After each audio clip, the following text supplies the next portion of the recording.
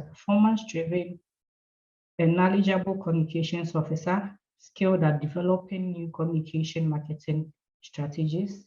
He excels at producing content for social media. This communication management professional with over 5 years worth of experience offers a high professional attitude, pays strong attention to details, and possesses a deep passion for marketing and communication alongside great problem-solving skills and well-developed team abilities. So we indeed have the right person for today's event. So Fifi, your audience are waiting for you. Thank you. Thank you very much, Gifty. I'm really happy to be here, and I'm excited about the topic we are going to talk about today. So, like she mentioned earlier on, we are here today to find out how we can protect our digital rights and on social media. And I know if you are here now, it's because you saw this on social media, this webinar. So that means you're obviously a social media user, and this topic should be of importance to you. So before we start, if you allow me, if you permit me to share my screen,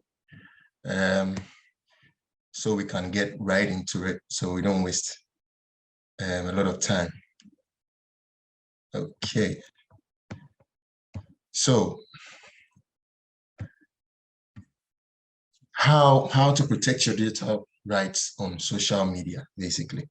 And this program or this course is this is the outline for this course, basically. We are first going to look at what digital rights are, some definitions, some examples, and then some key areas of importance that, are raising a lot of concerns. We'll also look at social media briefly. I'm sure now we all know what social media is. And then we'll go ahead to marry, digital rights and social media, where they intersect, the section where they both come together and why you need to protect your digital right. And under that, we are going to look at what we call surveillance capitalism. We'll look at social media as a business and how it works, so you understand why this is important. And then we'll also go ahead and look at best practices for protecting your digital rights and how you can do that. Okay, so let's start. I'm going to take only 2 contributions, and just know this session is going to be a bit interactive as well. I mean, we're going to share some knowledge, we're going to exchange information and experiences. So to begin with, I'll need someone to tell me what they think, or what the idea, or what their knowledge about digital rights are. And please feel free to speak. Just 2 submissions and then we can move on. Anyone? Kindly raise your hands if you want to speak, so the moderator will allow you to speak. You can introduce yourself so we know who is speaking as well. So anyone to tell us what they think or what they know about digital rights and what it means to them. I hope everybody can hear me and you can all see my screen as well. Yes, we can. Okay, I think somebody has raised their hand. Please, the floor is yours and you can speak. Yes, hello, good morning, everyone. Good morning. Who are we speaking to, please? Yeah, I am Richard Moinina Dankona, the program manager for Women's Assistance Development Sierra Leone. In response to the question you just asked, if there is anyone who have an idea about digital rights, in my own common understanding, digital rights to us as a user simply means the things which you as a user or a beneficiary should do. What are some of the rights you have in terms of communication through social media, being it on maybe Facebook, WhatsApp, Google, Instagram, LinkedIn, there are certain ways you communicate which you should not go beyond, and there are things those network makes available to you in terms of information sharing, in terms of searching for things you need to know, and how you need to protect your entity or an institution. Basically, that is what I learned to understand about digital rights. Thank you very, very much. You mentioned, you touched some key points there, as a user, how you use and certain things you're entitled to, and how, you use your internet. I'll take one last submission and then we can move on from there. Just one last, and please let's try and keep it brief and short here. All right, thank you. So who would want to speak next?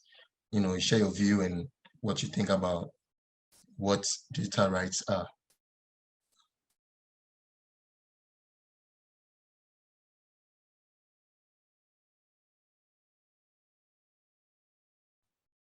Fifi, so we have about 4 participants with their hands raised. We can only pick one, so you just pick one and let the person. Okay, so Richard, you can speak, please.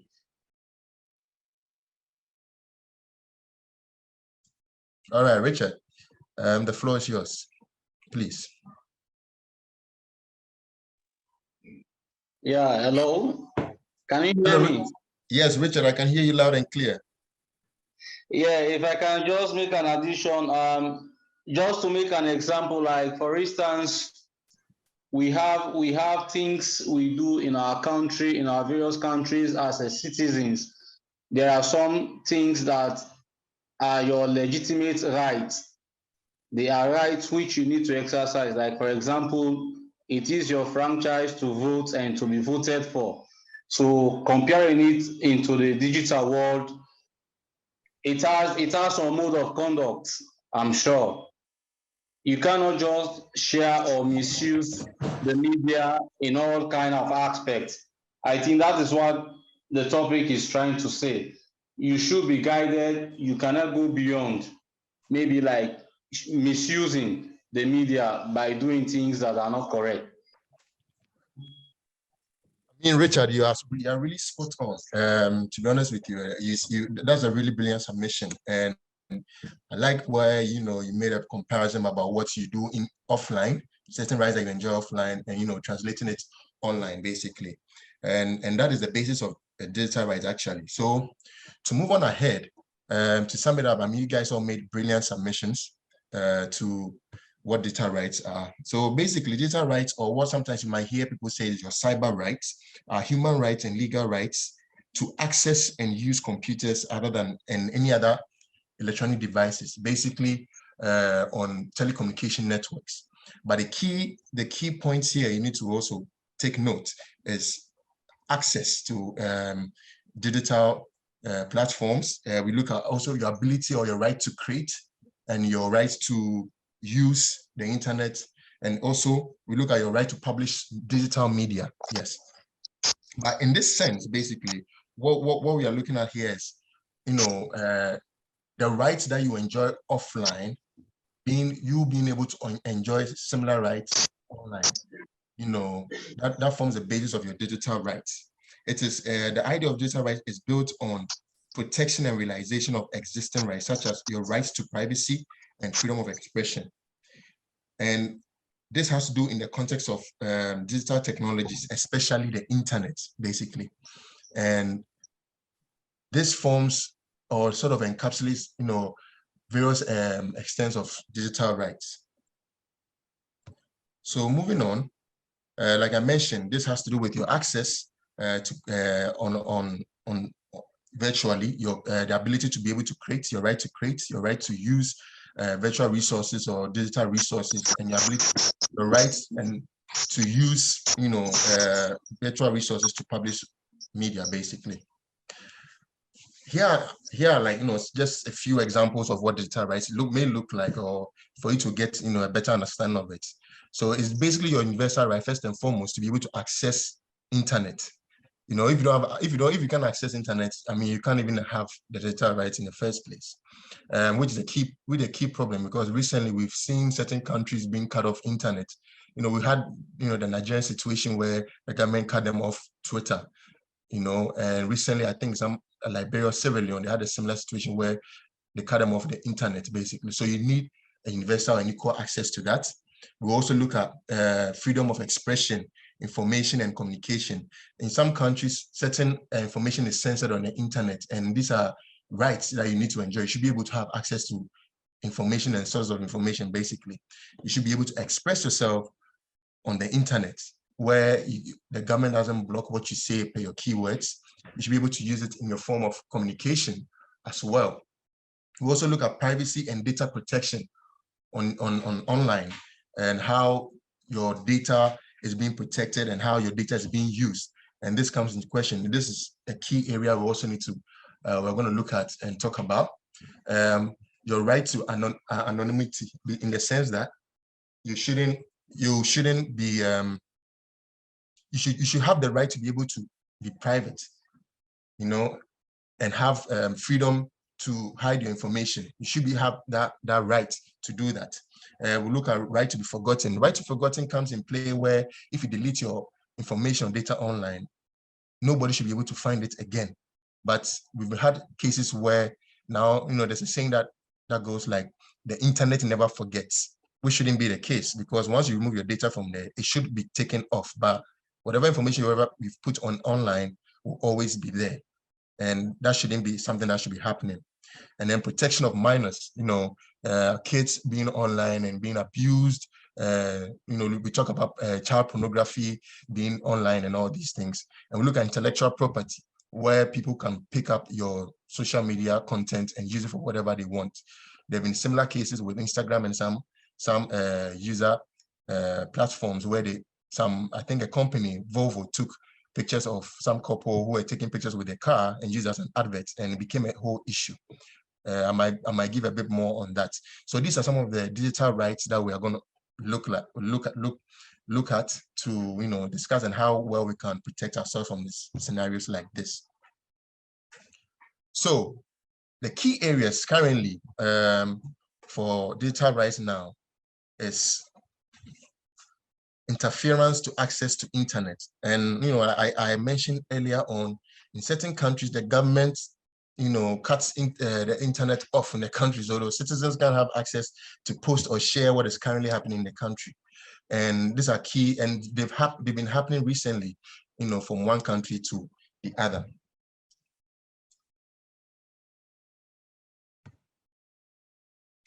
And these are things that we have to concern ourselves with.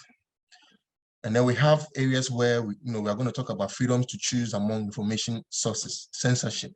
I mentioned this earlier, and it's a major problem here, because in certain countries you can't have access. There are certain contents you can't have access to. You search, they'll tell you it doesn't exist, and it's because the governments in these countries have blocked access to this information, and it shouldn't be like that. You have the right to information, the right to access every information that you want to access, basically. And it's a huge concern here, because then it's a way of controlling people's knowledge and what they know and what they don't know. And it's sort of, a bit of an evil act, because then you sort of blindside people and limit their knowledge base. We're also going to look at right to privacy, where the government, doesn't ask permission for citizens or, social media platforms just use or sell your information to third parties for the benefit of money, or for benefit of using your data against you to sort of, do some sort of direct or streamlined marketing that affects your attitude, your mood, your decisions also. So these are very key points, that we are going to look at. And it's disturbing how, our use of internet is being manipulated and used. The next thing that we will look at now, next will be social media. And in this area, we are going to see how, we use social media and the idea of social media in the first place. And I suppose we all know what social media at this point. We've been using social media for the past 10 years or 5 years now, and everybody has a fair idea what it is. So we'll just do a brief overview of what social media is and, you know, the types of social media. Sometimes we get confused which is which, basically. And then we can move on to look at certain, you know, staggering statistics and why we need to be concerned. So in a nutshell, social media is basically, you know, collective term, you know, for websites and applications for communication. And it's normally community-based, where people interact, share content, you know, communicate, collaborate to work and all that. Some types of social media we have is, you know, the social network, where we have the Facebook, Twitter, and LinkedIn. We also have media sharing networks like Instagram, Snapchat, YouTube, where you share videos, photos only, basically. And we have discussion forums, where we have Reddit. Reddit is where people, you know, share their ideas or discuss particular topics, or people who are fanatics about certain things, you know, tend to share their views. We have Quora, we have Big, just to name a few. We also look at bookmarking and content creation networks like Pinterest. So for those who are not used to what Pinterest is or Flipboard is, these are like what you call idea boards, you know, but they are virtual. So where you know, you curate your own ideas or things or images you like into like a book. So you can go there for inspiration and, you know, for work. You know, people use these things to build inspiration, basically. They're normally for creatives as well. We have consumer review networks like Yelp. We have Zomato. We have TripAdvisor, where people give reviews about trips or certain places they visited. These are key platforms that are well used, you know, and because they also provide a lot of information to consumers or users. We have the blogging and publishing networks like WordPress, Tumblr, Medium. You know, I mean, you can look into these things later on when you have time and see how they all work. Then we have social shopping networks like Etsy, Polyvore, Fancy, where people, if you can have your own small business, you know, something you create and you can sell it online and people can come there, buy and all that. It's not like it's sort of like a curated or private or personalized online shop for people who produce, you know, medium or little quantities.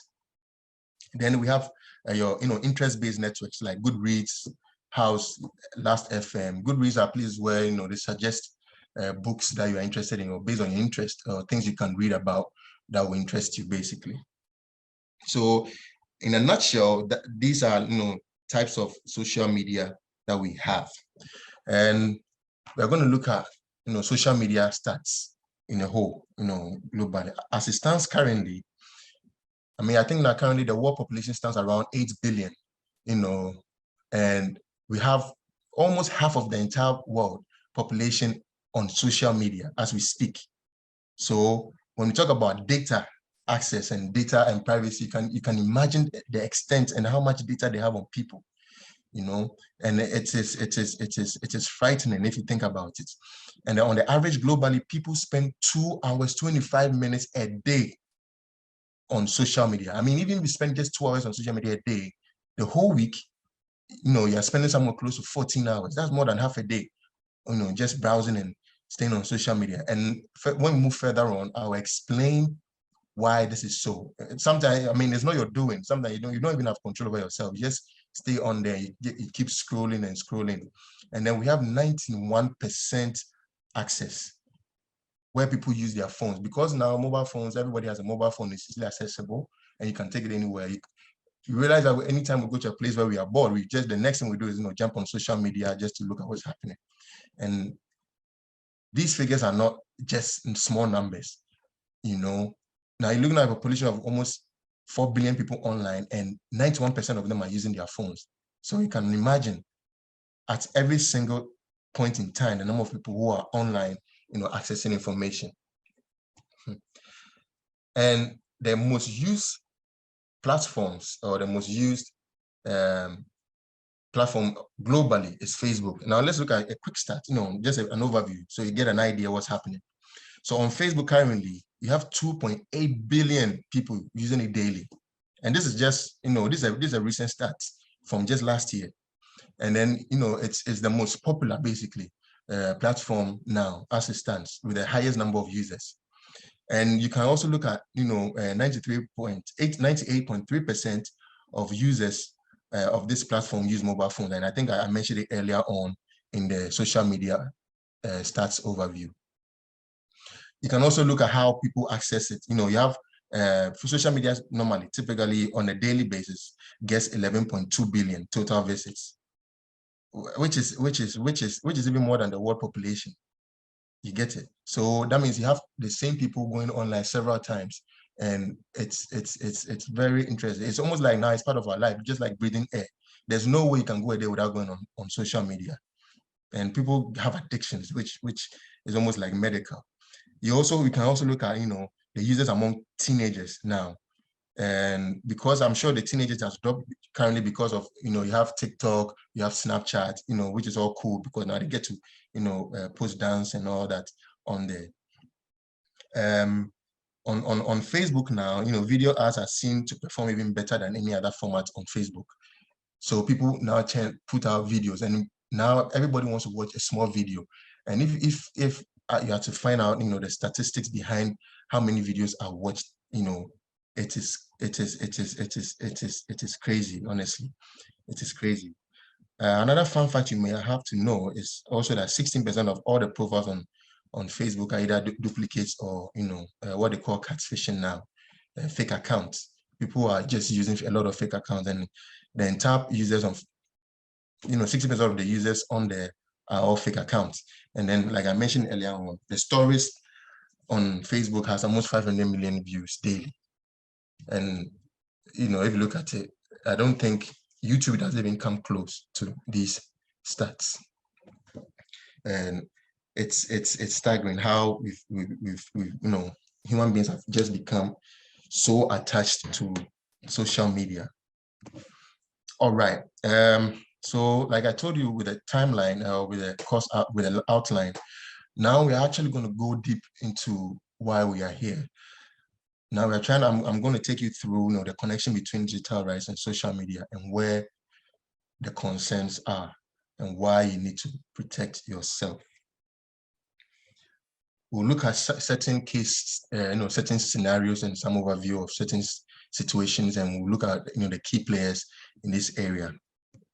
So, potential cases of rights infringement on social media. Now you have impersonation, and impersonation normally happens on social media platforms where you have people using fake accounts of real people, and posing to be these people. Some people use it to take money from other people. People use it to fraud people. People use to do all kinds of criminal activities on there. And in this regard, the right that is being violated basically is the right to your own personal content, where people are using your data, which is your photos. And it is sad how these things sometimes turn out. And now we'll also look at surveillance capitalism, which happens on every social media platform, on Google searches, on Google chats, Facebook, Instagram, Twitter. And that is where your rights to privacy is being violated the most. And it's incredible when we get into it, so that you understand how you can protect yourself against these things. We have the cyber criminality laws, where governments block certain posts that you post. So when you post it out, it doesn't go anywhere. They tell you you can't share this information. And normally it's the government trying to prevent you from sharing certain information about your country. Is that they'll take the internet, or they'll block the platform that you're using. And here your freedom of expression is being infringed on, or you're being violated in this regard. We have cyberbullying, which always happens online. Sometimes you post a picture and people will come and write certain mean contents under. And we'll go through how you can mitigate these things from happening. And in a lot of cases, it has led to people killing themselves. A lot of people have committed suicide based on cyberbullying, based on something mean. Sometimes it's casual. Somebody posts and you want to go and laugh at the person and all that, which is not nice. Sometimes it goes a long way to affect people's self-confidence, their mental state, emotionally, and all that. So look at how you can mitigate this. Now we have social media shutdowns and taxes on social media usage. And these are normally, done by governments as a way of curbing people from, going on social media and sharing everything, or expressing themselves too much. And this is a right to access. This is where your data right to access is being violated by the government. And then we have hateful speech, like I mentioned, which ties in with the cyberbullying as well, which normally happens on social media. platforms, and we'll look at how you can, sort of care about these things. But the key concern here is your right to privacy. And once your privacy is invaded, you are really, really exposed. You are really, really exposed, and it is detrimental to your existence, basically. And I'll explain why as we go along. So I'll take just two submissions. I'll need, just two people to be able to tell me what they think surveillance capitalism is before we delve into it. Maybe some of us have heard about it, and some of us, it will be the first time hearing about this. And please raise your hand, just a brief introduction of yourself, and then you share what your thoughts on surveillance capitalism is before we go ahead also. So anyone who would love to share their views or their knowledge on what surveillance capitalism is and how it affects our privacy or violates our privacy online. Okay, I see Christian Lawrence, your hand is up. You can speak. If you allow Christian to have the floor to share his views on what surveillance capitalism is and how it violates your rights to privacy online. So Christian, please go. Yeah, so what I understand by surveillance capitalism is using technology, as you can see on the screen there, the camera, CCTV camera.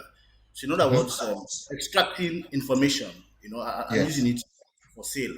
You collect information from people. It can be covertly through computers, asking. Say for example, go to the immigration, the information that you provide. Go to get your license. All of those information that you provide. Sometimes even through these CCTV cameras. So the ability of government to actually not only collect information, when that is used for sale. So that's for me is what I call capitalism.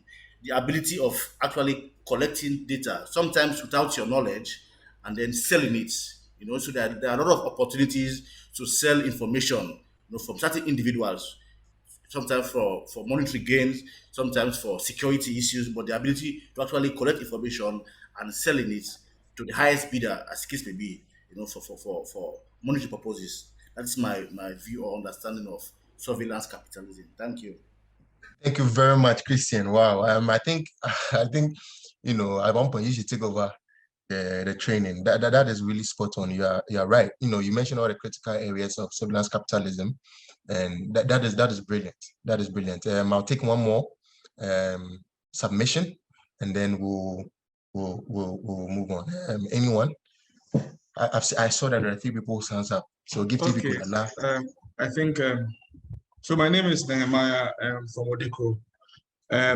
My understanding of surveillance capitalism is these platforms using your data to drive sales and marketing. And so you notice, in simple terms, that you go and do a search of an item, and next thing you are being flooded with ads everywhere, either on other websites or platforms, or even sometimes you may even end up getting them in your email, where this was unsolicited, but it's because the platforms you visited are actually using your personal data and your search options and search types to make money. So they are selling your data to different platforms in diverse ways. And so the whole principle of commoditizing or commodification of your information or your data for profit by other platforms is what I understand by surveillance capitalism. Wow, amazing, Maya. This is brilliant. I mean, you've explained it, and I think you have really in-depth knowledge about this particular topic, and that is right. You're spot on. You hit the nail right on the head, and that is exactly what happens. But it's not entirely. I mean, it just doesn't happen. There are mechanisms in place that they use, and we'll look at that, and we'll look at how best we can mitigate these things from happening. And thank you so much. I mean, I can see a lot of hands up, but because of time, I can't take everybody's submission, but I think during the Q&A, where we'll have the chance for people to share, ask questions as well. And that is amazing. That is amazing. I'm really happy you guys are really aware of these things, and it will also help, with the exchange of knowledge and information here. So I think the next thing we'll go on, I'm going to play a short video, and then we'll watch, and after we'll delve more into it, and it will speak to a lot of the submissions Maya has made, and Christian as well. So let's watch this brief video, and then we'll come back to delve more into it. Thank you. Hi, Mac. How are you? I'm good, thanks. You look nervous. Well, it's going to be mine and Lindsay's 5th year anniversary since we started dating. I'm trying to plan a special evening for us. 5 years? Congrats! Are you proposing? Ha ha. Not at the moment. Oops, I need to get back to work.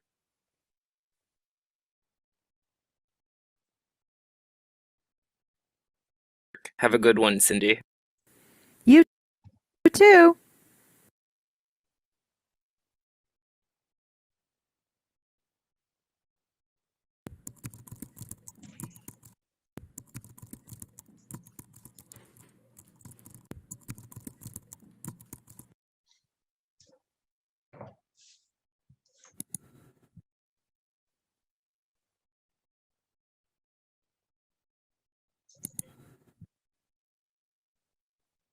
Wow, $10,000.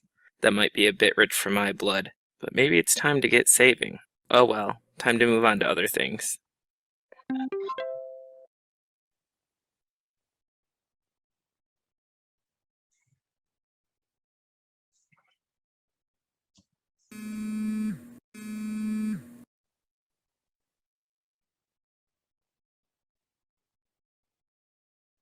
That's weird. So, have you been thinking about getting hitched? Cindy, can you mind your own business? Well, I saw that WeddingRings.com and Tuxedo World started following you. That's strange. I checked a wedding ring website, and since then, I keep getting all these emails, text, and now Twitter followers about wedding stuff. Did you have to create an account on the website you used? Yeah. And you read the website's privacy policy? No, I figured it wasn't a big deal. Well, just so you know, you should make sure to read the privacy policy next time. The site may have written in language to share your information, which is why you're getting those messages. Oh, I'd better go back and cancel that account before Lindsay starts seeing all these wedding ads.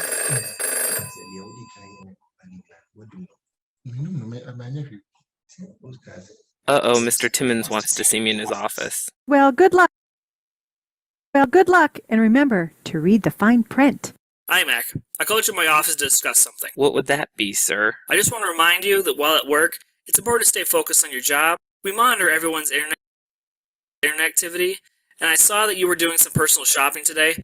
Just make sure to save that for your lunch break and use your own device. Okay, don't worry, Mr. Timmons. It won't happen again. Alright, sounds good. Oh, and by the way, can I be invited to your wedding?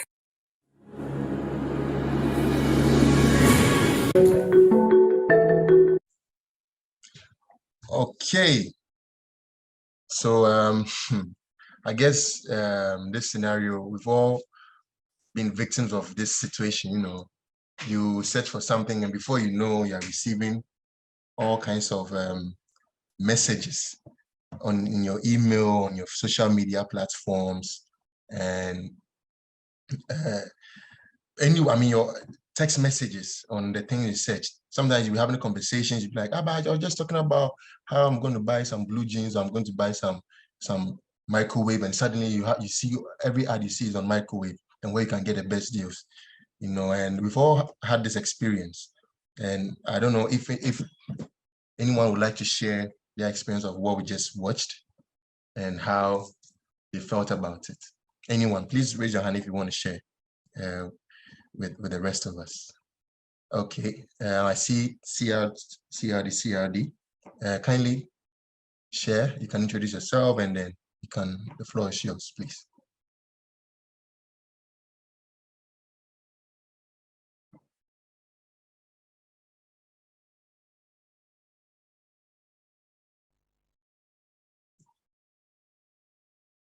Hello. I saw some hands up. Please, you can go ahead and share your experience.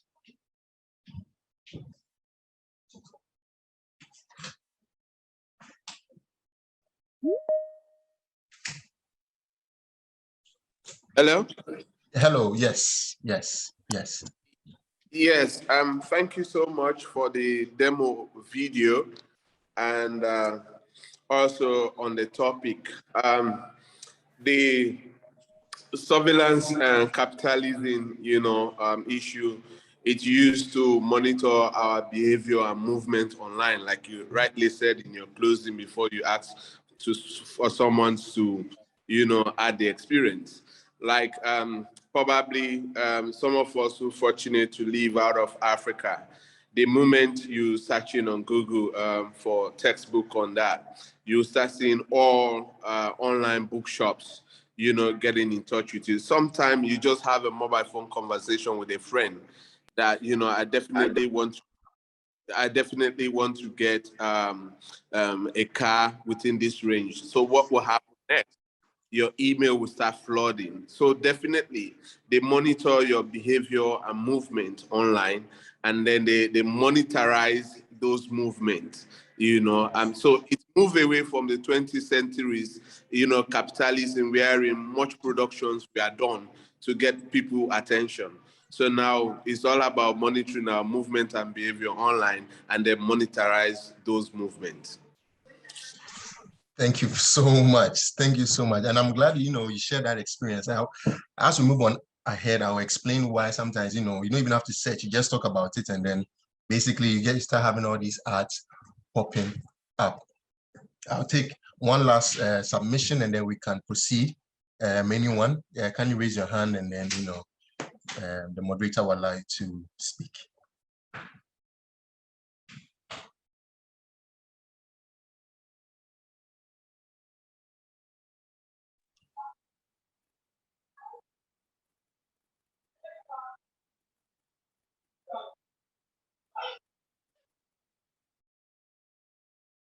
Richard, please, you've been given the permission to speak, so we are waiting to hear you.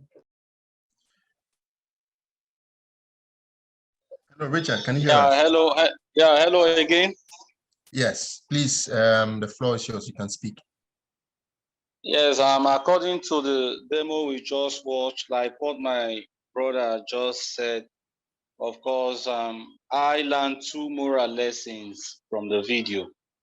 One of which that is new, that is quite different from what our brother just said, is in terms of doing transactions, like you want to ask for commodities or a vehicle, or you want to buy a married ring, like what was demonstrated in the video, you need to have a separate account for that, because the video is telling us that you don't need to associate your private account in those business accounts, like asking for things. That is why you see the man receiving messages, and the messages were coming directly to his private account, which he used on his official work. And so that was why we saw his boss telling him they need to take his time. He's seen messages pumping up, asking for a marriage ring, and so by doing so, there is no privacy, because those accounts you take to be your private accounts, you need to secure them. That is one. And you don't need to associate those accounts with all kinds of things. If you want to request for, or like you want to make an inquiry for a commodity of which you want to buy, you should have a separate account. That was the advice the woman gave her, that if he decides making the private account for that, he said no. And he said, next time you need to read your cyber law, and so that will guide you. You need to have a separate account for that. So that is a new one that I learned from the video, and the other is what our brother just said. All right, thank you so much, Richard. That's a great submission. So another thing, from the video, we also noticed was that she kept on saying that remember to read the fine print. In this context, sometimes when we go online, before we access any platform, they'll ask you your consent. They'll be like, there's a long terms and condition. I don't know anybody who has read all those terms and conditions from A to Z. We hardly does anybody read that. It's lengthy, it's technical, and it's almost confusing to read. So what we normally do is, generally people just accept and then they move on because they're in a hurry to use the platform. You get it. But that's the problem. You really have to read it, because in there somewhere, it states that you are giving them consent for them to share your information or your private data or whatever your activity you're going to do on the platform with a third party. So if you had watched closely, when he made the search, before he accessed the website, they asked him to share his location. They also asked him to share his Facebook details. And what happens is that once he allows that, now the website has a specific information or data on where he is, where he is using the platform from, and also they get bio or data from his Facebook. So everything he has filled in his Facebook bio, they'll have access to that. Currently, I think we all have experience with accessing website platforms that has, like, it comes at the bottom and they ask you for your cookies, to accept the cookies. And when you read, it'll tell you it is to also, improve the user experience of the platform.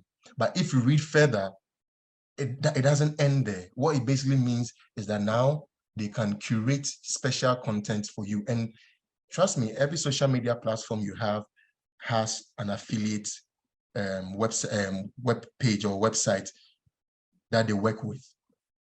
So they'll be able to share information among themselves to be able to curate specific ads for you. He was receiving ads on his phone via text message. He was receiving ads in his email, just because he accepted that. And we'll look more into that as we move ahead. And like I mentioned earlier on, I'm going to explain why sometimes, even in a casual conversation, you talk to your friend, hey, I want to get this car, like, our brother mentioned, and then suddenly he starts getting ads on his phone about cars, website that sell cars at a discount, where you can get a car, there's a technology to it. And then I will explain that. So in a nutshell, and technically, surveillance capitalism basically is an economic system that is centered around the capture and commodification of personal data, and the main purpose is for profit making. That is the main purpose for surveillance capitalism. So basically what they do is, they gather information, they monitor, and then they use models to sort of design algorithms that will produce content that will suit your taste and your preference because of how you've been using the internet. And this goal is to make infinite profit. Sometimes you hear that they say Google is like $1 trillion company, Facebook is $1 billion company, and you wonder how they make money. People will be like, yeah, they do make money out of ads, but yeah, it's not just ads alone. They are literally trading their users' data, and it's what we call, some people, some school of thought will say it's modern slavery. Because now they don't trade the human beings, they trade information about the human beings that use the platform. So it's just not it's only not the art, and that's how they're making all these trillions and billions of dollars every day, So the key here is the ability to track, is the ability to be able to track you, anyhow they can, based on what you see, what you watch, what you read, websites you visit. So the underlying center or the underlying points for surveillance capitalism is tracking, the ability for them to track and gather information. And if you want to read more about it, there's a book that, I think it was first written by this lady. Her name is Shoshana Zuboff. She's a PhD, and she first wrote about it. I think the book is called The Art of Surveillance Capitalism. You can read more on there, or on that. You can search for it and then read in depth, and it will tell you how these mechanisms work, basically. So we are going to move on, like like I explained. This is just to give you an idea, and how people have built an economic market or a center around it, where the same way we have the the stock exchange. Now we have data exchange, or what they call it, the economy of surveillance, where companies trade data about users, across board for a price, basically. So now we're going to see how the way social media is set up as a model, as a business, to be able to thrive or on this sort of economic system that has been developed, and we'll discuss more about it. So basically, social media, as we all know it, to be honest with you, the fact that you don't pay to use it doesn't mean that it's free. It is not free. So if you don't have to pay any subscription to use it, it is not free. And you need to understand that social media platforms are not philanthropy organizations. They are not there as a charity organization to just allow people to communicate and go free. Once you understand that, you'll be very careful how you use it. And it is very key for us to have this at the back of our minds every time we log on to any social media platform. The fact that it is easily accessible doesn't make it free. And you need to be wary of how you use it, how you navigate when you are on social media. So the first thing we look at is that the key point for social media, right, is to make money. And if you look at the history of, the headquarters, the global headquarters for all social media platforms, which is Silicon Valley, is that this is how it started. When Silicon Valley started, becoming the headquarters for Internet of Things, or, the digital world, in the first 15 years, all they did was to sell softwares, hardwares, and then online services, basically, to consumers. That was what they were doing. So there was no idea about all this data, but the money, they were not making enough money as they wanted to make, to maintain their companies. And in the last 10 years, their mode of business has changed. The last 10 years, for also most social media platforms, is that now they sell data, user data. That is what they trade in. User data has been the key, order of their business, for whatever thing they want. Everything they do on social media, all the upgrades they're making, is to enhance how they're going to be able to gather information of their users. And you need to understand that for every platform that is free, just know that you are the product. You, the person using, you, the user, you become the product for every platform that you are able to access for free. You tend to become the product, because at the end of the day, when it's free and you keep using it, the more you use it, the more digital footprints you leave, the more behavioral information or data you leave on every platform, and the more they're able to gather from you. The idea is for them to be able to have enough information to be able to predict and control how you navigate their platforms. That way, they affect you in a way that you don't even notice that. Sometimes you go online and they'll suggest certain things to you. Maybe you went there to look at something. Then before you know, you are in a different path because they suggested something that they know you like. You'll be like, hey, this will be interesting. You click it. And then once you are almost done, they suggest another, this will be interesting. You click it. Now, suddenly you've been swayed away from whatever purpose you were there to do, to carry out. And the more they do this, the more information they gather about you. And just a recap of what I was talking about, how it's set up as a business, and the key here is for them to be able to influence how you think and how you carry out your actions on social media. A typical example will be that, last year or last 2 years during the US elections, the conspiracy is that Russia basically started that, or China. They started sending around social media posts about some protest that was about to go on online. They were like, yeah, let's meet here and go and demonstrate against so and so, all that. And for people who are interested in conspiracy theory, who are interested in government or protests and all these things, this kind of content was being shown to them. And can you imagine that at the end of the day, they all met at the same place and realized that it was all a hoax. And the people who were even sending these messages were not even there. You get it? That is how powerful social media is, because they send them this information based on their interest. So every time if you go online and you keep looking for, certain types of content, like content about conspiracy or government issues, that's all you're going to get popping up.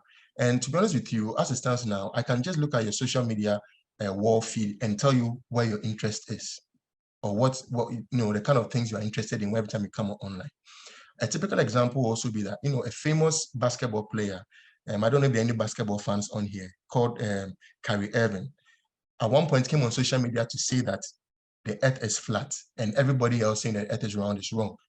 And that is how powerful social media changed his view, because he kept on following conspiracy theories about, America going to Mars, and it wasn't true, and the earth is flat, and everything they are saying is wrong, and how does this explain why the earth is round, and and he believed it to an extent. And this is an influential person in America.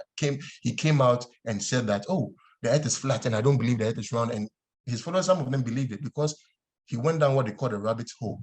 Once you begin to subscribe to certain information online, it is going to keep coming back to you. They're going to keep suggesting this information to you. And the more you read on it, the more you believe it. It builds familiarity, and then it sort of gets a hold of you. And it was a similar thing with the COVID vaccine. There were times where people were like, yeah, this whole COVID situation, it's a lie, and nobody's dying from it. You mentioned one person, don't get vaccinated. And it was information people were getting online that was feeding into, because once you subscribe to that kind of information, that is what is going to it's going to keep coming to you, and you're going to keep reading more on it. And that's going to form your information base and your knowledge base, and you're going to keep acting on that. So obviously, you believe what you read, and that's the source of information, and you keep spreading similar information to other people, So we need to be very, very careful about this. And we've all been victims at one point, and I know so, because like I mentioned, what information is, the kind of information you subscribe to online becomes your knowledge base, and you need to be careful about that. And like I mentioned before, if you're not paying for anything online and it's free, you are the product. And in this case, the advertisers are the actual users. The people who get to advertise certain products to you become the users, and you become the product. So what they do is, these social media platforms will sell your information to them. So an advertiser is selling maybe medicine, and then you're always reading about this medicine or that medicine or this medicine. So when they want to advertise, at their back end, what pops up is people who are more likely to read this information, or people are more likely to subscribe to this product you are selling, and they will select that.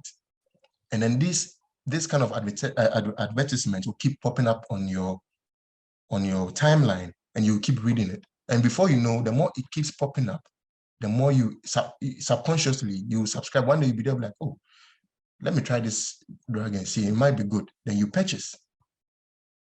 And mind you, when they are also advertising these things, the social media platforms are charging money from them for them to give access to people like you, who are more likely to buy their product.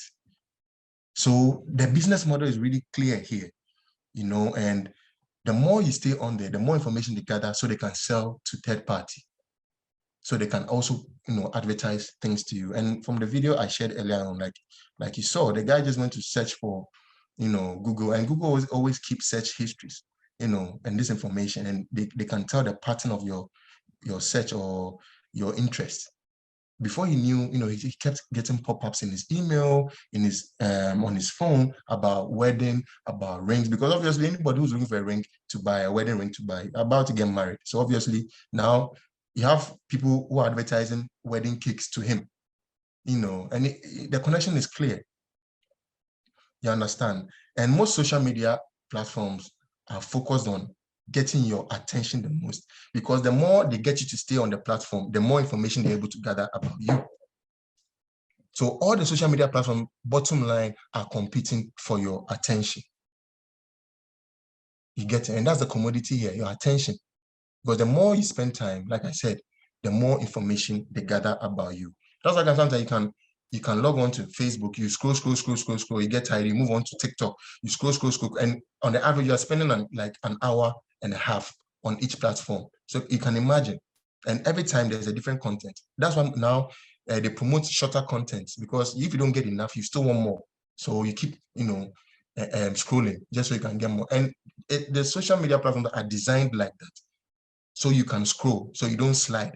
It's designed for you to scroll, and it's what they call the behavioral and influencing technology.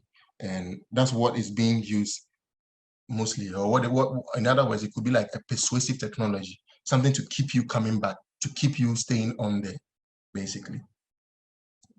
So, like I mentioned, once they're able to have your information, they sell it to advertisers. Now they can guarantee them that you are the one going to watch this ad, and it is key to business. Most business decisions are made on data and information. And once you have enough data about the customer or the consumer, you can make the right product, or you can streamline your advertisement or your product to fit. So now, once they see, they buy. Once they see, they buy. Once they see, they buy. And it even helps with advertisement.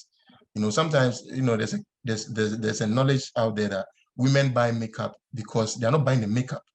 They are not even selling makeup. They are selling emotions to them, because now they tell you that if you buy this lipstick or this eyelash, you will feel beautiful. And everybody wants to feel beautiful. So obviously, they know people who are always online looking for beauty, beauty products are people who are sort of who want to feed certain emotions in them, and social media is set up so that they can sell certainty.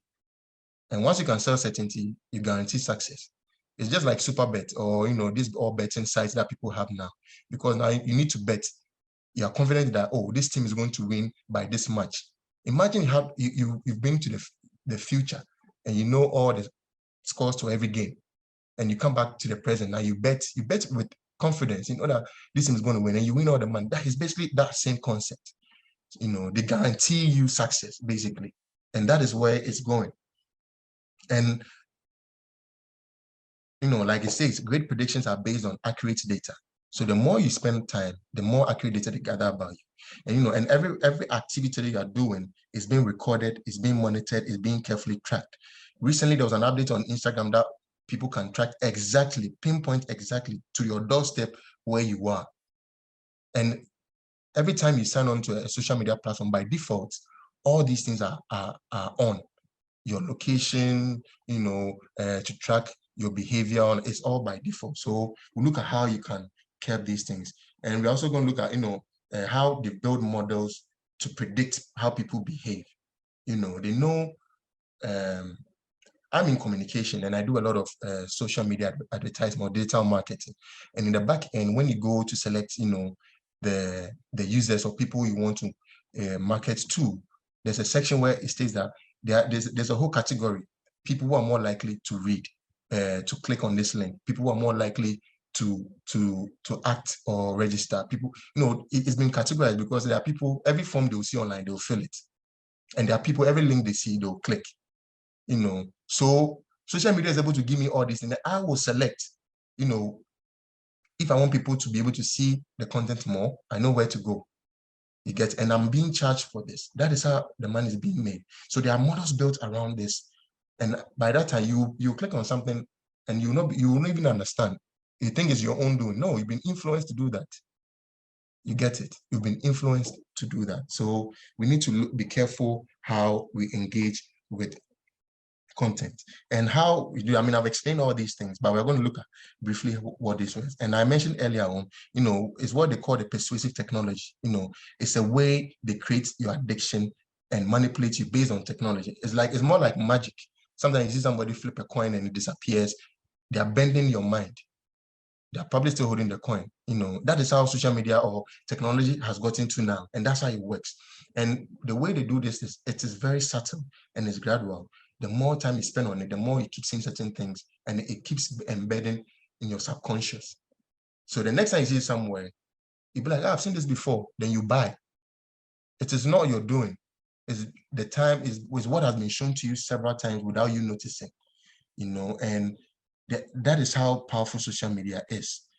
And they are able to influence your behavior, even influence your views, like the case studies I gave about the basketball player, about the people who ended up going to this rally that never existed, and some of the key things that you will notice on social media is engagement. If you go to the back end, and I know most of us, a lot of people have seen this, others haven't, you can go back to your back end of your social media platforms and look at the analytics. You realize that most of the time, what you see is engagement, you see growth, you see shares, and basically social media platforms are designed to have, to generate more engagement. So like I mentioned before, it is designed for you to continue scrolling. The content is short enough and exciting enough, but it is not enough. So you keep looking for more. Oh, what's here now? And because of that, people are developing short attention span. We can't, focus on a lot of things for too long. And it's because social media is designed like that. Because once you can't have enough of something, you keep going for more. And that is how it's designed. And it's also designed to drive growth. Sometimes, they'll show, whilst you're scrolling through your platform, there's a pop-up that says, oh, so-and-so is on Facebook as this ad. And meanwhile, you've seen the person in your organization or you've seen the person around, then you add. That's the growth. So they use you to drive more people to join. You get it? Because, oh, this person, or you just joined an organization and you updated it on your platform. Now I'm working here, so now they start suggesting all the people who work there. And even people who have worked there that you never met before. They'll be like, yo, add this person, you keep adding. And another way they also do this is through advertisement. And I think I've spoken quite at length concerning advertisement. So in this sense, or in a nutshell, basically, every time you use social media, you are leaving a digital footprint on there. You are giving out a lot of information about yourself. And I'm sure most people who use iPhones have this what we call iWatch or electronic watches, where you get your pop-ups. You can measure your heart rate. You can measure your steps, the calories you've burned. You have no idea how much data you are giving to the platforms. As we sit here, iPhone or Apple in industry or Apple, they have your bio data about your heart rate, your calories you've burned over the last few months. And if I am a pharmaceutical company and I'm trying to sell heart attack medicine to certain people, I can access this information at a price. So now they can tell everybody who's more likely to die of heart attack. So I can market these, things to them. So we need to be really aware of how much access we give to our platforms or social media, our technology.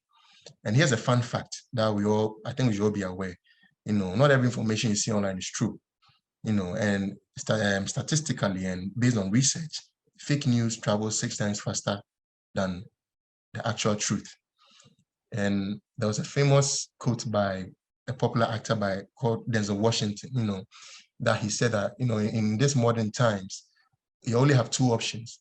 It's either you are uninformed or you are misinformed. And it's up to us to look for the truth. So you just don't see any information and you carry it along and run with it. When every information you get online, you need to do your own search. Don't only go for information that suits your like, or you think mentally, massages your knowledge. So, okay, this information aligns with what I believe in, so it's true. Sometimes, go for the opposition information. Let something challenge you, information that challenges you, to see that you can do your own search and find your truth. And I think these are things we need to keep in mind when we are using social media. So the next thing I'm going to do is, show a short clip to summarize everything that I've said. And I hope we'll pay key and close attention to that. And then, there are some gems there that we can all learn and pick. And then from there, we move on to how we can protect, how we use our digital rights on social media. Because bear in mind, all these things where your data is being shared with third party, you have no idea about it. And, social media will not inform you that, yeah, when you sign on, go and check your privacy settings. It's already on by default. So once you sign on, the information gathering just starts, So let's all, pay attention and watch this clip as it plays. So, you were born.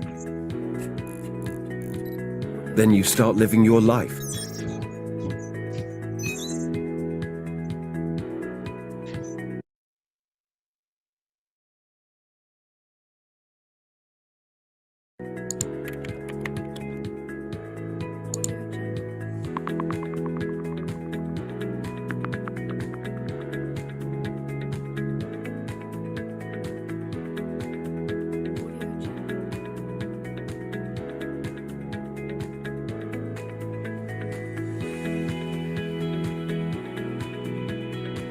Now you're entitled to your own social media profile.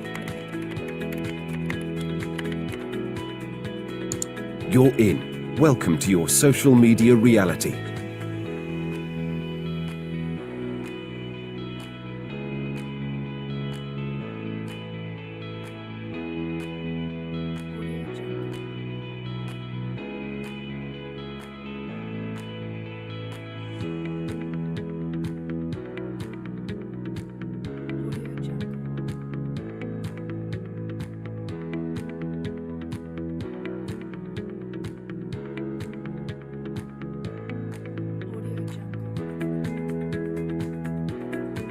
Congratulations, you're 18 now. Do you want to know the other side of the story? Did you see the picture that was taken and uploaded by your parents? This information was collected, analyzed, and may be sold by the social media to its affiliates and partners. Even before you are conscious of it, you start existing on the internet, and data starts being compiled about you to be used sometime later. Let's have a further look. The internet knows where you studied, even before you had the chance to enter that information in the online space. This may not bother you. Who cares where you studied? But what happens when you started your own social media activities? Social media platforms, websites, and mobile applications collect, process, and profile your data into statistics that are ready to be sold. By agreeing to the terms and conditions of a social media network, websites, and mobile applications, you grant permissions to their owners to collect, process, and sell personal details such as information you provide, uploaded data containing information regarding your geolocation, which can help people track you down, information that other people provide, information about your devices from which you have logged on to social media, your location, operating system, and device settings, information about you visiting and using other websites which have integrated social media services. Even when you are not logged into your social media profile, these actors may provide information to social media. Information provided by social media's affiliates and partners. Information that the mobile application gathers from your phone. This data about you and millions of other users is utilized by companies. Actually, your likes, shares, and posts reveal a lot about your personality. Companies modify their goods and services, considering your preferences revealed to them through an analysis of your online behavior. They use models for profiling so as to extract information about your habits that even you did not notice. They get insights on your preferences, sexual orientation, financial situation, social circle, political affiliation, and religious beliefs. They even try to judge what your level of intelligence is. Your next employer may have access to such information and may already know more about you than you know about yourself. Under certain circumstances, this data may also be used by public authorities for deciding whether you are a threat to national security. You may or may not be okay with this, but the important part is being aware of the other side of the story. Privacy policies usually contain a lot of text, but do always read your privacy policy and adjust your privacy settings. You can reap the benefits of the digital world, but you should do it in a smart way and protect yourself from risks. If you want to know as much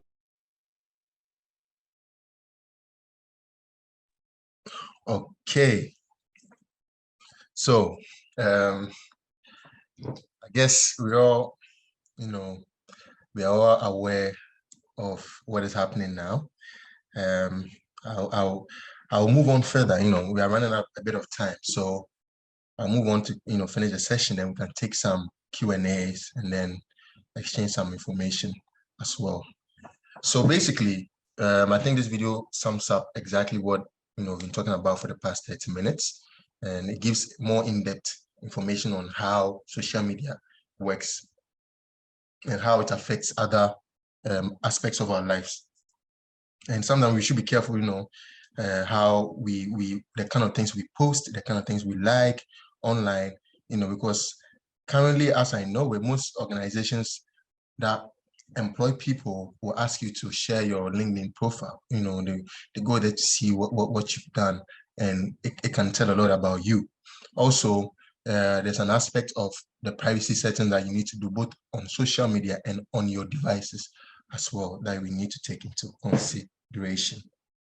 So we're going to jump straight into how we can protect ourselves from this.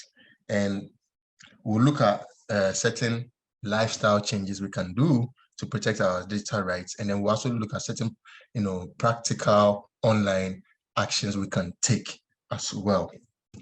So to jump straight into it, we're going to look at one of the key things you can do, in terms of lifestyle is we need to go to our phones, and we can go to the settings and look at the app usage.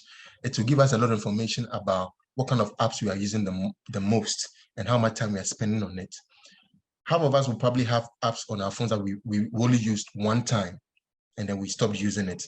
And for you to know, most of the apps on our phones are communicating to each other once you are connected to the internet.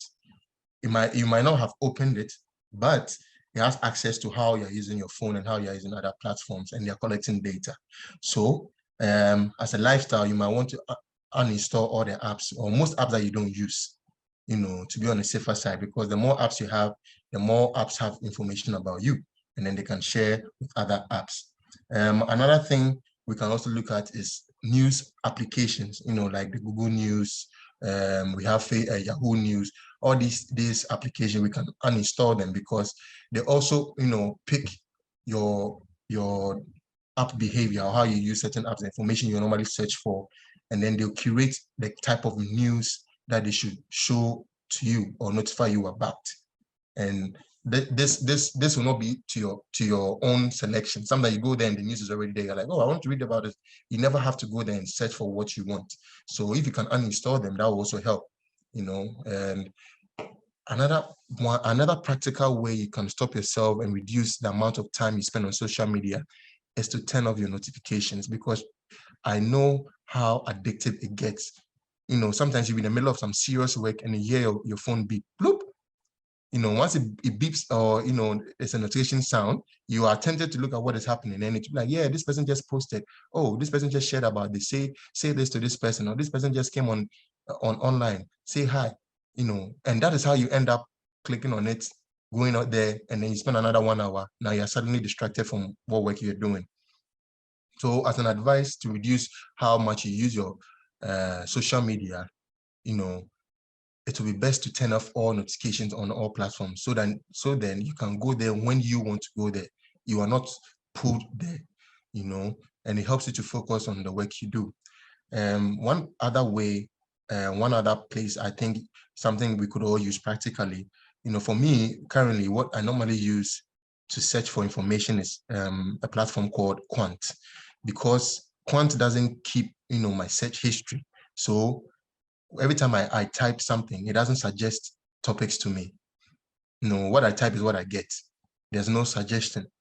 Because for Google, every time you are typing or searching for information, it keeps records of it, of your search history. So very soon, sometimes you just type A, and then everything about A you've typed before will show up, and then they'll start showing you information, or they'll start proposing or recommending news outlets or topics regarding what you searched, which is, a bit,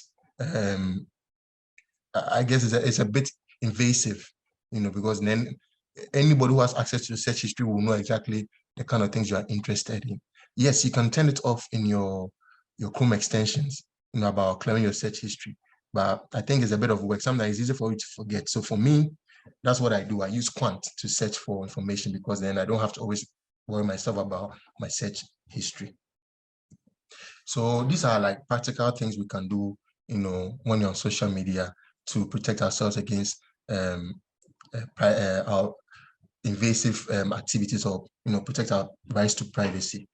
The first thing, or the key thing you might want to do, is to use unique passwords for all your social media accounts. If you have the same social media account for all your social media platforms, it's easy for anybody to hack.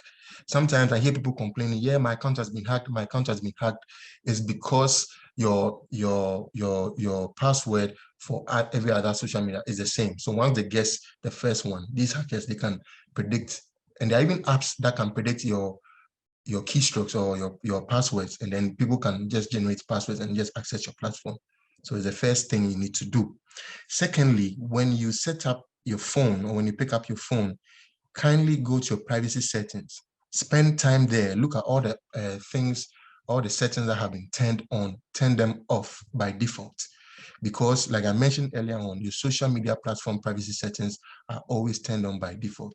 Your location, your timeline, activities, everything is turned on by default. So kindly make it an effort, or make a conscious effort to go there and spend time in your privacy settings and turn everything off, because they are all turned on by default. And this is how they're collecting data. You get it? Sometimes when you download, they'll be like, allow Facebook to access your camera, allow Facebook to access your gallery. All these things are you giving permission to the platform to engage with your phone. Sometimes people are there and then their photos just get uploaded by mistake. It's because you're giving access to the platforms to access your phone in that way. So, to speak to what my brother was sharing earlier on about him, discussing buying a new car with his friend. Sometimes you turn on an app and it asks you, allow app to access your microphone. You might think that you said yes, and then it's only when you are using the app. So sometimes your app will be off, but your microphone is on, and these apps are recording what you are saying. You might be speaking in a different language, but there are certain English keywords that you will say, and the app will pick it up. And that is how come it gathers this information. It doesn't matter the language you speak, unless there's a dialect or there's a local vocabulary for a blue car in your dialect. The app will pick it up. Once you mention car, you mention blue, it will pick it up, because you've given access to the app to use your microphone, which is on your phone. So please, let's try and go to our private settings for our social media platforms and our phones to turn all these things off. You also need to develop the habit of always reading privacy settings or privacy notifications before you accept them. Don't just accept them because you're in a hurry to use a platform. Always read through and through. You get it, to get the best out of it and get the best understanding to be able to access, to protect yourself against, your privacy being violated on social media. Another practical way you can do this is use the Chrome extensions to remove all ads. There's a way you can add ad blockers to your Chrome or your browser, so you don't keep seeing ads, or these platforms don't keep showing ads to you when you are browsing. Also build a habit of using a VPN, which is a virtual private network. What it helps is that now it sort of distorts the location where you are browsing from, or the location where you're using the internet from. It changes your IP address. So if you're browsing from Ghana or you're browsing from Nigeria, it won't show. It could show some other country. And there's another way of also distracting the platform from trying to track you where you are. And also avoid participating in online games. Sometimes you'll be there and there'll be hey, play this for free and win this, and people who like free things, they always fall victims to this. And before you play this game, you realize that it will ask you to sign into your Facebook, sign into your Twitter, or sign into your Google account before you can play. That's information being collected right there. So let's be wary of these activities. Also, don't overshare information on quizzes. Sometimes they'll be like, oh, take this short survey, and then you can access the platform, and they'll ask you your name, your location, your phone number, all these things. Kindly be sure not to give all this information away, because then it will be used against you, or it will be sold to a third party, like we discussed earlier. And never accept recommendations that are being done that pop up on your social media feed. Always search for what you want. don't click on the next thing that is suggested to you by your platform. And this happens a lot on YouTube and especially Facebook. Once you finish watching a video, they'll suggest another one to you. And for you, you feel lazy to go and search, so you just click on it and watch it. And that is that's their way of, tracking your behavior on social media. The more you click on recommended, videos or content, the more they learn about your behavior online. Another thing is beware of spam content. Sometimes you'll be browsing and all you hear is, oh, is that, it's just a random message will pop up.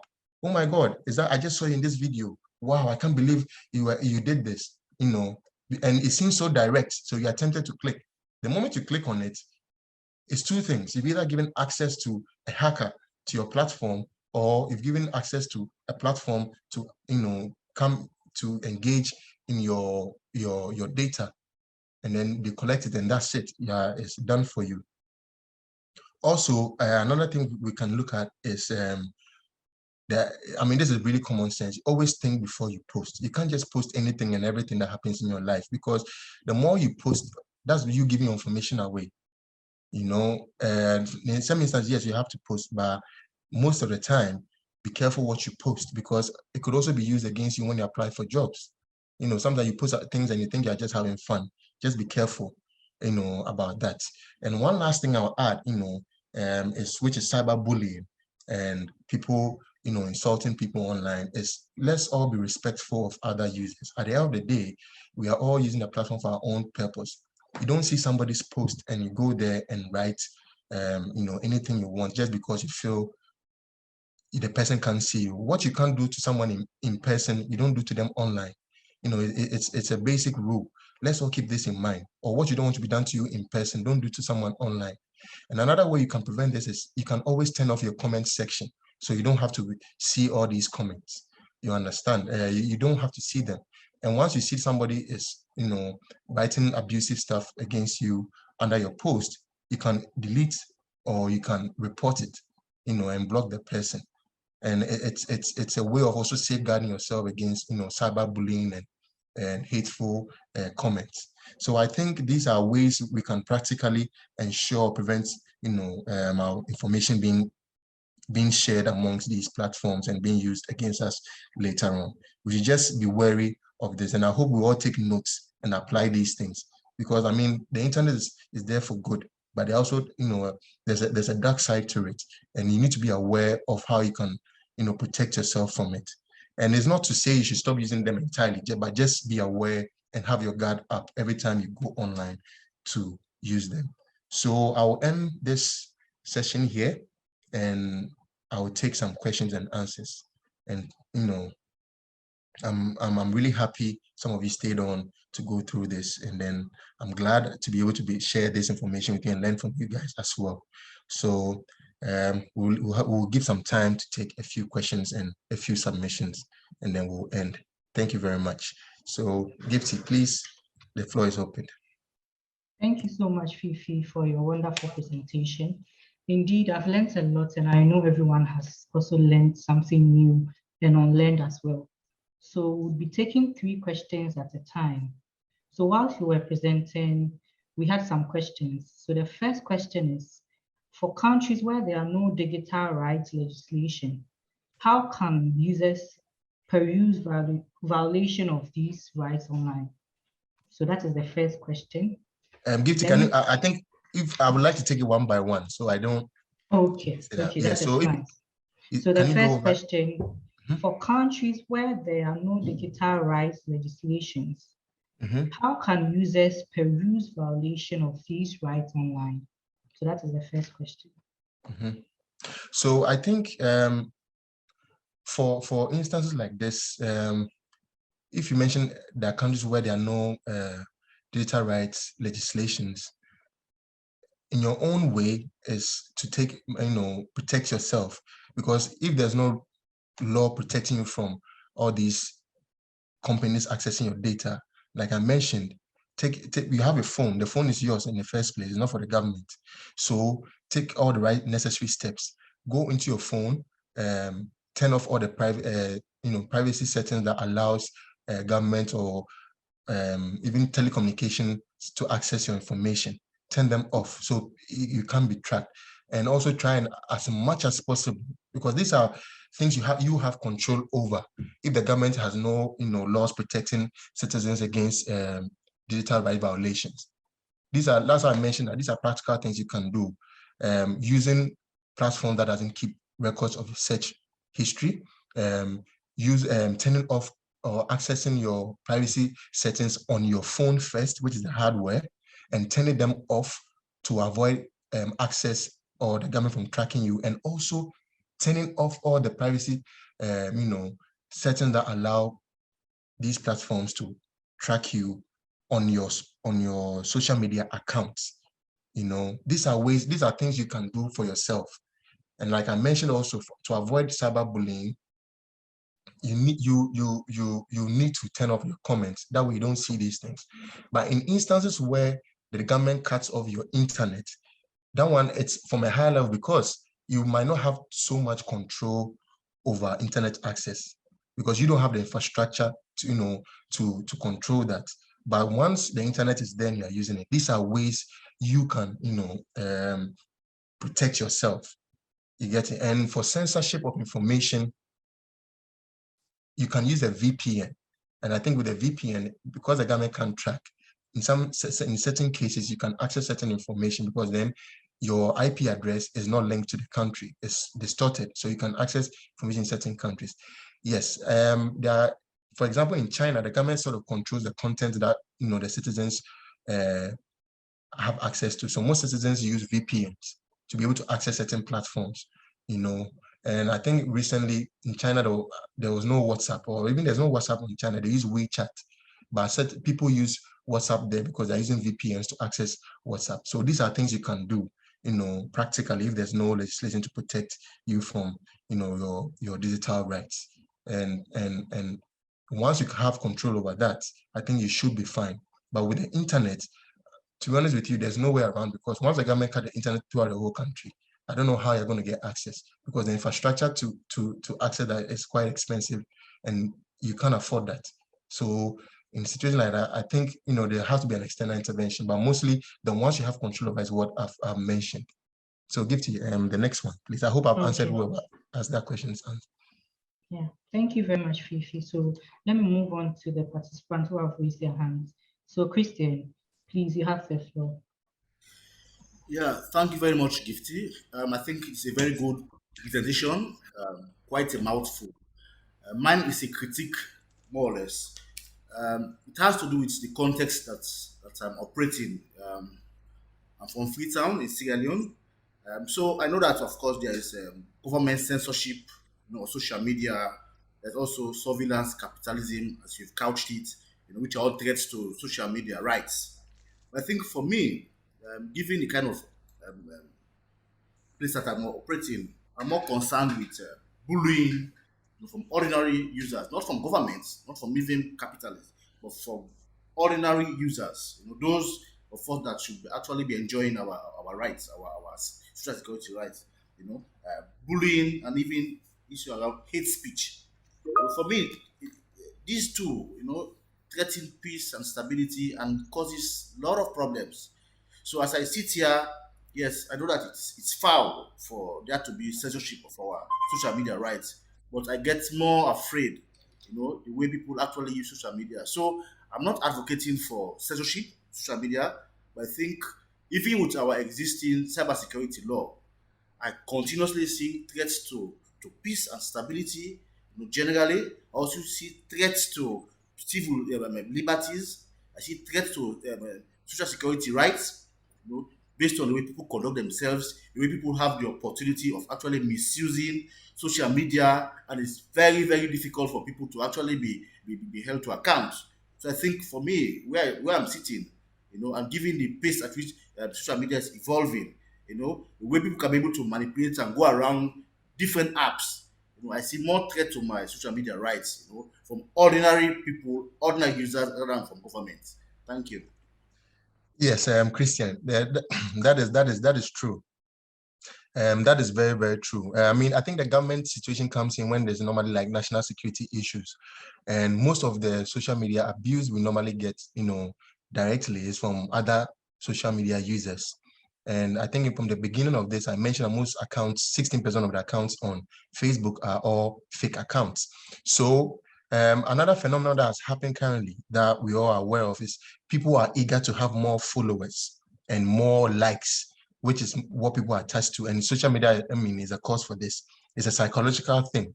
And what our advice, in order to curb hateful speech and bullying is that you are not obliged to make your account public, and the truth is, another side of it is that once your account is public, it means that anybody can pick up your social media content and use it for anything.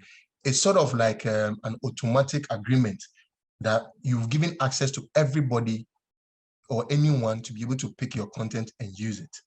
So the first thing, if you have a social media account, is to make it private. At the end of the day, it's yours. Don't focus so much on getting a lot of followers and getting a lot of likes. Once you make your account private, what happens is that to other users, you control who should follow your account, who should see what you post. And that way you can curb, hateful speech and bullying. Another way is that once you have your account private, when you post something, right, what happens is you can delete, you can block people from accessing or getting access to whatever you posted. And then before somebody sends you a request to follow your account, you can go through this to check if there is somebody you know. That way you can control and have, a smaller circle. Let me be honest with you, there's no disgrace or there's no bad feeling about having smaller users on your platform or smaller followers on your social media account. That's what people seem to forget. People have 1 million followers. You don't even know half of them. You get it? And the idea is for you to be able to connect with people you know. Gathering a lot of followers on social media has no value, honestly. You only expose yourself to a lot of risks. And I've seen people go through that because people are always eager for approval from people they don't know. And it is not automatic. Your account doesn't have to be public. So another way you can curb these things is to make your account private. If people want to follow you, they should be people you know or people you want or you allow. You get it? And that's a way of curbing that. So that way you can handpick people who can see your content. If somebody you pick starts, typing hateful speech, you block the person and then you unfollow the person or you take the person out of your followers. And that is another way because, like I mentioned earlier on, we all as users of social media platforms need to respect each other. The fact that somebody has made their account public doesn't give you the right to talk to them like that. And honestly, half of the things people say to other people, when they see them in person, they can't say it. It's only because they hide behind, accounts to do this. So I think for Christian, one way you can do is always, insist on making accounts private. It allows you to handpick people who follow and the content and people who can see what you share. I hope that helps to solve that situation. Thank you.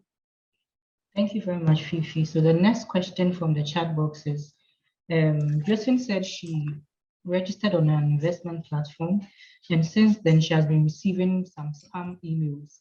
So how does she unsubscribe from these emails?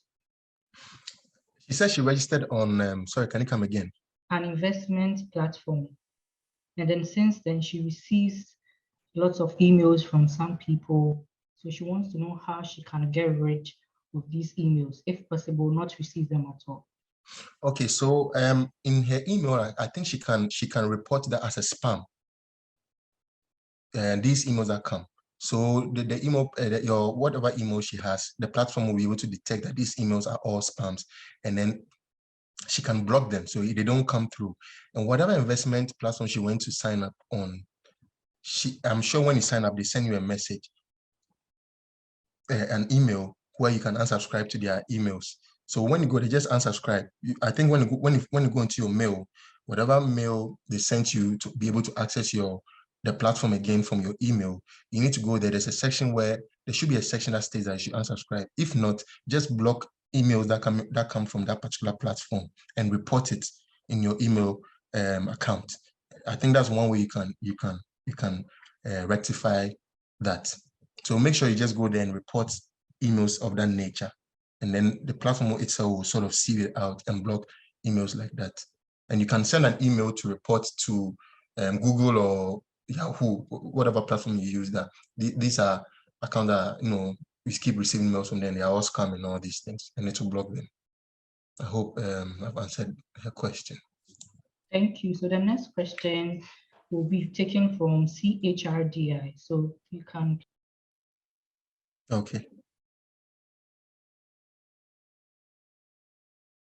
Yeah. Thank you, Gifty, and thank you to our presenter. A very exciting and thought-provoking presentations.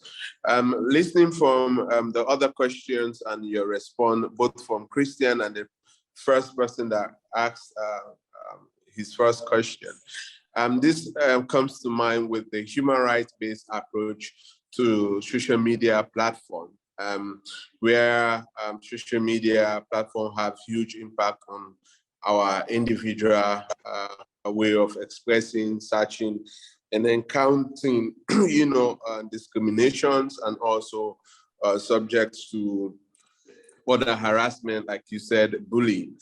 And the controversial thing there is that human rights law only place obligations, on, the tech companies doesn't have obligations to bind by the human rights laws, but they are bound, by the human rights standards, they're supposed to adhere to, like in terms of protection of the rights of their workers, and also the environment. You also think about child protections.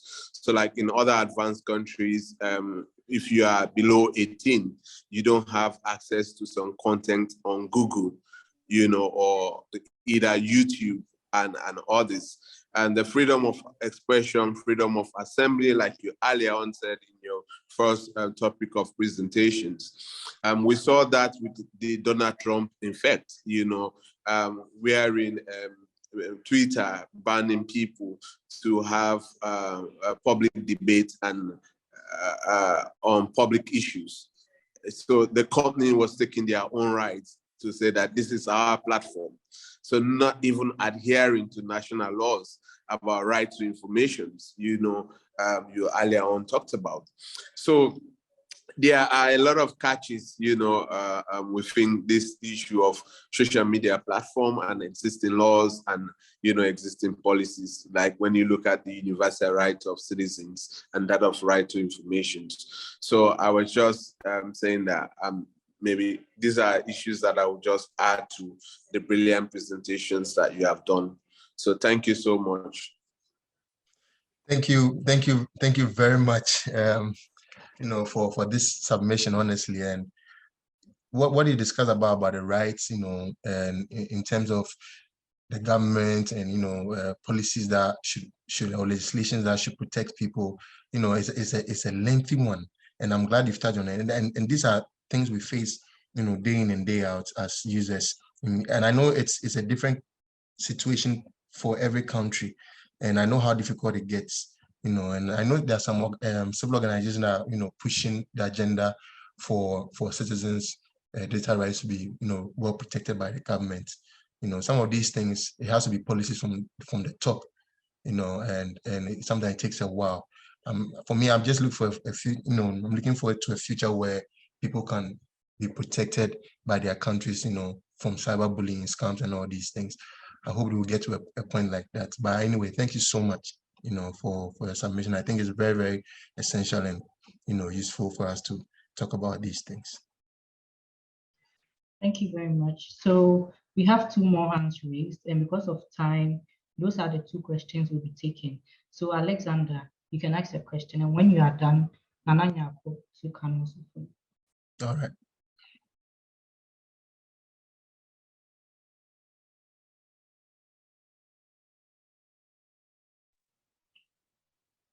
Thank you so much for the time and the presentation.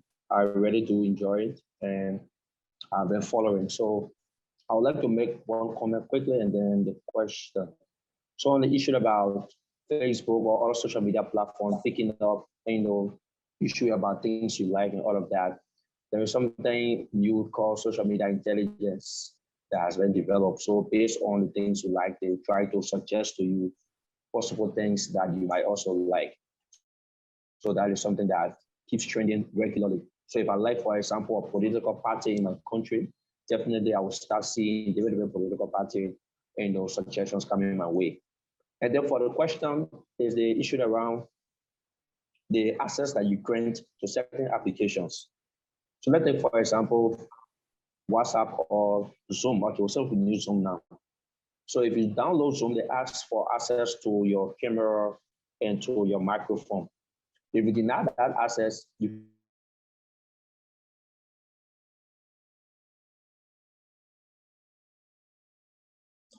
Hello, Alex. I think we've lost you. Yes.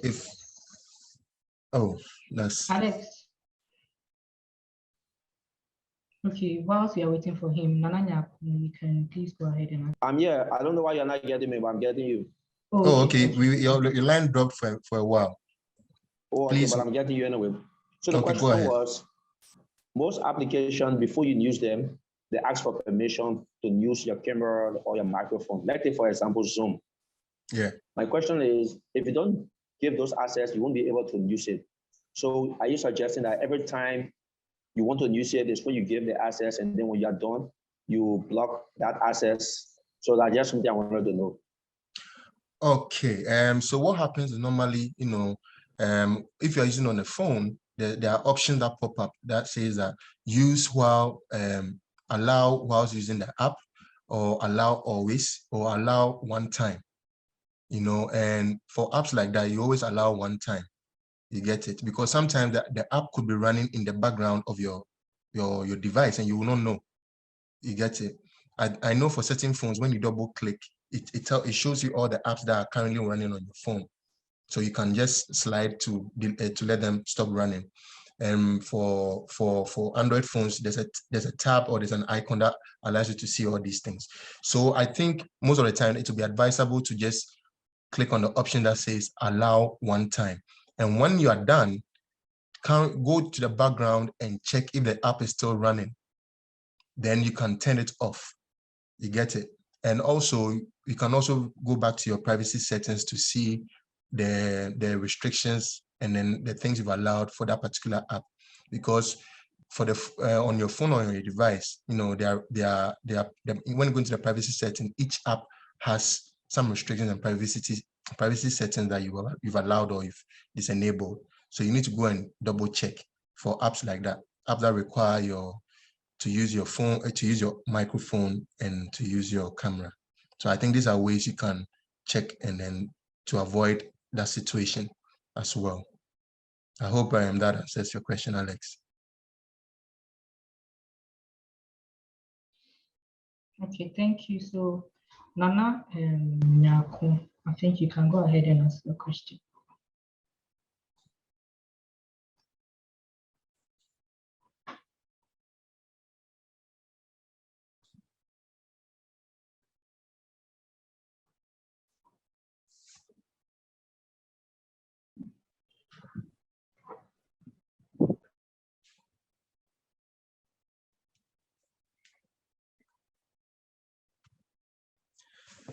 Hello, Nana.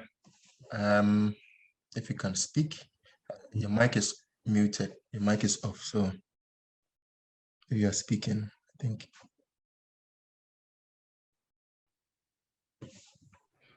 Okay, so Gifty, I think that the presenter has already answered my question. It was whether or not it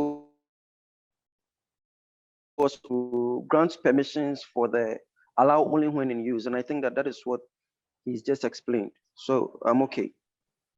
Okay, thank you very much, Nana Nyako. And thank you so much, Fifi, for this impactful presentation you gave. So because of time, we won't take more questions, and we'll give the chance to Kwame Asante, who is a project officer for marketing and IT support at WAPSI, to give the closing remarks and give other few information on our next webinar. Thank you. Thank you very much, Gifty. and a brilliant presentation from Fifi Watson. I'm sure everyone here will leave with in-depth knowledge on the subject matter. I have learned a lot today, and I'll be sure to implement everything that I have been able to grasp. But even beyond the knowledge that has been acquired, I want to encourage us all to, build collective engagement and solidarity amongst ourselves as civil society organizations, so that we can champion digital rights in our context. Because really, in all of this, there are some aspects of this conversation that pertains to CSOs, and learning from our experiences will go a long way to improve resilience in our sector. So the call to action here is for us to begin sharing some of our stories, knowledge and experiences with each other, on the subject of digital rights and how we link it to social media. So now that we have learned about rights in using some of the most popular and widely used platforms, online platforms globally, we also need to be mindful of our digital footprint. And technology as a whole is very good for us, and adoption of technology usage, especially in our sub-region, is growing on a relatively fast rate. And now, more than ever, we all need to be cyber ready for the security risk factors that we are exposed to, and also to find ways that we can mitigate some of the challenges and threats that comes with it. So in our next webinar, which is on the 22nd of September, just about 3 weeks from today, we are going to dive deep into some of the most common cyber threats. We are also going to look at some real life examples and how we can deal with them. Because every now and then, because of our positioning as an organization, we support various CSOs and NGOs that have gone through cyber attacks. And we would like to share with you some of the experiences, some of the lessons, and most importantly, how we can also equip ourselves, because we can't have technology infrastructure and not implement or not integrate locks or security on them. It will be like having your house or your office or even your cars without any lock. You are going to avail yourself for people to attack you. So far as you are using a computer, so far as you are using internet, so far as you are working with technology, you need to know the exact attacks that can come to you and how you can solve them, or how you can avoid the occurrence of these attacks. So this is our next webinar for you. I'm going to go ahead and paste a registration link so that you can register for it as well. It's going to be very, very educative, and that is it over there. So you can just copy the link and then register so that on the day you can join us. Now, I remember in 2019, we were providing some technology capacity support to some organizations in the sub-region, and we happened to collect some information from them on the needs that they have with regards to technological tools. And some of the findings that we got was that they didn't have enough computers. So we presented this to some of our partners, and they agreed that they were going to help to provide computers for the said organization. So in 2020, we embarked on hardware donation that included 102 computers for various organizations across West Africa. This time around, we are looking at providing effective, adequate, fast and reliable internet, for everyone. So we call it digital equity, but we want to be able to present a survey or responses from a survey we are conducting to some of the partners that are interested in ensuring digital equity for all. So this is a survey that we have been sharing around.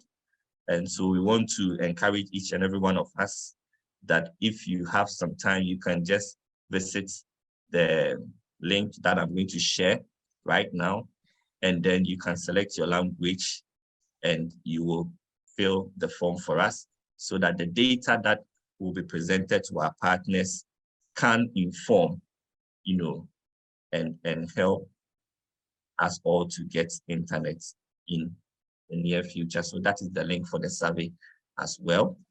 And then I would also want to introduce us to TechSoup West Africa Services. I know most of us here know TechSoup as being providers of various software and applications that we use to work, talking about some of our flagship products like Microsoft 365, like Microsoft Office, Windows, Bitdefender, Zoom, and the likes. We have launched this platform here at the beginning of this year. And what we are seeking to provide for everyone, every nonprofit organization and civil society organization, is technical support and technology services. So if you are in need of any form of support with regards to technology, if you need advice, if you need to consult with us on what will work best for you, if you are trying to acquire a particular application, or you just want to implement something but you don't have a clue which tool or which software will be good for you, you can just come to this website that I'm going to paste, and then you can send us a message by filling this form, and then we are going to get in touch with you and have a discussion with you on what exactly will be good for you. So I'm going to post this link as well in the chat right now, and you can access it. The next one, aside the technical support, is the service request. And that is where you can request various forms of technology services from us. So we have them in categories. The first category is the web services, where you can just reach out to us on a website consultation so that we will take you through all the processes involved in getting a website, a domain name, a hosting server, what all of those things mean. And you can also come to us and we'll guide you through domain name registration and how you can acquire the best domain name, how to make it secured. And then once you have your domain name, you would want to get a hosting server as well. So we can assist you in doing that and make it also secured. We can also help you in developing a very subsidized website, very, very, very subsidized, very, very affordable. As you know, we are always here to serve you, to ensure that you have the most effective technology that you need to work. Now we come to our cloud services. We have Cloud Consult, which we have done with a number of organizations. And in this, we try to understand how you work, how your files are being stored, because now cloud services are, the new era, and you want to have access to your files wherever you find yourself on the surface of this earth, and cloud computing enables you to do that. So we will have a conversation with you to find out what particular infrastructure you have now. If it is localized, we can help you migrate them to the cloud. And that is that. We also have domain name redirection, where we will help you integrate your domain to Microsoft 365 so that you can have your domain emails and have a more professional outlook as well. And then we can also migrate your emails from your old email client in case you want to come to Microsoft 365, which is one of the fastest, most reliable and secured cloud computing and email service providers in the world. And then, of course, last but not the least, we also have a group of customized services that you can request. If you have any software that you have purchased but you need help in installing them, you can reach out to us. We can also help to do a performance assessment on your current cybersecurity setup, and we can advise you on going forward how you can improve it, what you can maintain, what you can change. We can also provide tech trainings on a number of things. We can provide you tech training on data management. We can provide tech training on technology tools that you can use to implement your various projects and what have you. So you can just reach out to us and then we can discuss exactly what your need may be. We also have the HiveMind platform, which is a platform that has a lot of digital security resources that you can visit. We have blogs, we have courses that you can actually take, and it's all got to do with digital security. So you can visit it by just clicking on this link and it will take you there. And then lastly, we have TechSoup courses. You can go there and access free courses, and there are some that you pay just a minimal admin fee to access. And there are a lot of knowledge that you can grab from these platforms. Yes, so thank you very much for your time. As always, when you think of TechSoup, think of your #1 hub for technology for nonprofit organizations in West Africa. So until we meet again, it's bye for now. Gifty, over to you. Thank you so much, Kwame. We've also had enough information on TechSoup now. So in order to get access to the recording, the slides the facilitator used, and then the links Kwame just told us about, kindly use the link I've shared in the chat box. Just fill it out and then we would send all the information and everything to you via email. And also to the beneficiary of this project, we'll send you a post-evaluation form for you to fill it out for us to assess the how this webinar went, so that we incorporate that into the next webinar.